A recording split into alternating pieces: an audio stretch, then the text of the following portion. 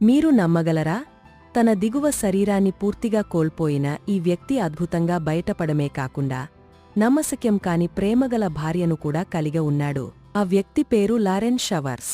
అమెరికాలోని మోంటానాకు చెందిన అతను భవన నిర్మాణ కార్మికుడిగా పనిచేసేవాడు.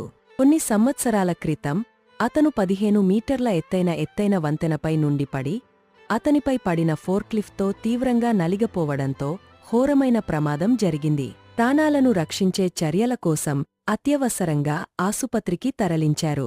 లారెన్ తన తల మాత్రమే మిగిలి ఉన్నప్పటికీ ఏ ధరకైనా తన ప్రాణాన్ని కాపాడుకోవాలని పట్టుబట్టాడు.